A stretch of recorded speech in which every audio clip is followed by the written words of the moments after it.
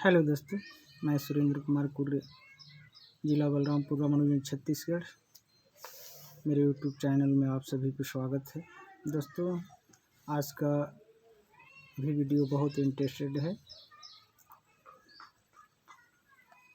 दोस्तों, इस देश के सुपीरियर कल्चर क्या है, हम कैसे जाने, भाग 7 के संदर्भ में आज के वीडियो का शीर्षक है निर्मल आदर्श गांव व भारत महान, क्या सिर्फ कहने से या कर्तव्य भी होते हैं।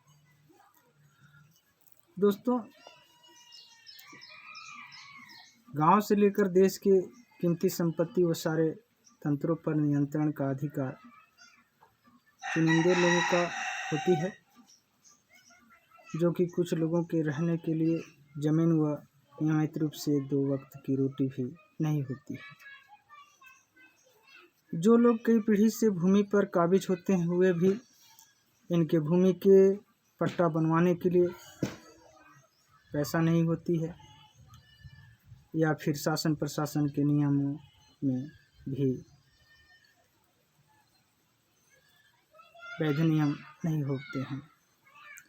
लेकिन चुनिंदों के लिए भूमि के पट्टे व अन्य कार्य के लिए अवैध भी वैध हो जाता है और पात्र व्यक्ति को भी बेदखल कर दिया जाता है। दोस्तों, आज अधिकतर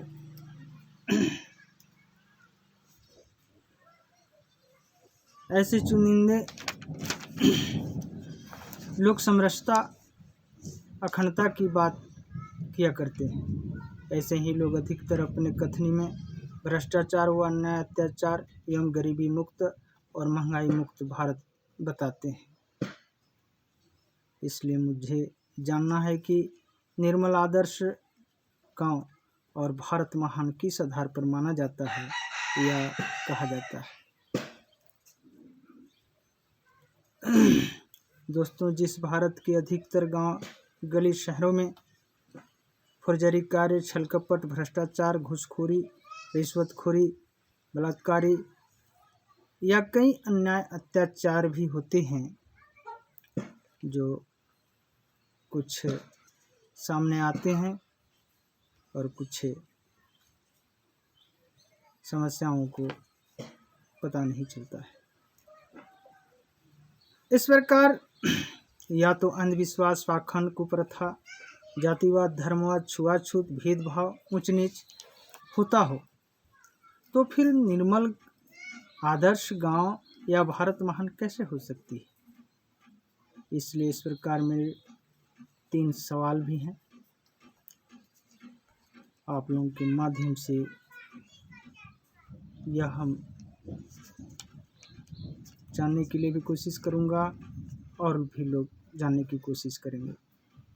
पहला है छल कपट, भ्रष्टाचार, शोषण, रिश्वतखोरी या फिर कई अन्याय अत्याचार या अंधविश्वास, पाखंड, कुप्रथा, जातिवाद, धर्मवाद, छुआछूत, भेदभाव, ऊंच नीच आदि क्या भारत के सुपीरियर कल्चर या भारत के सभ्य संस्कृति के अंदर इस प्रकार के कृत्यों की मान्यताएं हैं। दूसरा प्रश्न है, क्या इस प्रकार की कृत्यों की ईमानदारी पूर्वक जांच कराई जा सकती है। तीसरा है, क्या दोषी के ऊपर उचित कार्रवाई करके उसी के षड्यंत्र में लूटी गई चल अचल संपत्ति व इज्जत सम्मान को पीड़ित या पात्र व्यक्ति को वापस किया जा सकता है। दोस्तों, इस बात को समझना है कि इन सवालों का जवाब यदि नहीं है तो इस प्रकार के अमानवीय, वैज्ञानिक और असंवैधानिक कृत्य भारत के सुपीरियर कल्चर या संविधान में नहीं है, तो इससे पता चलता है कि भारत आज़ाद होने के बावजूद भी अधिकतर हिंसक प्रवृत्ति के क्रिमिनलों या मूर्खों के हाथों में देश आज भी है। इसलिए जब तक क्रिमिनलों व मूर्खों के हाथों में देश रहेगी, तब तक किसी भी गांव निर्मल आदर्श या देश महान नहीं हो सकती। दोस्तों, मेरी ओर से आप सभी को प्रार्थना है, निवेदन है कि इस बात को हम सभी को समझना जरूरी है कि आखिर इस देश में इस प्रकार से जो कृत्य हो रहे हैं, कृत्य करने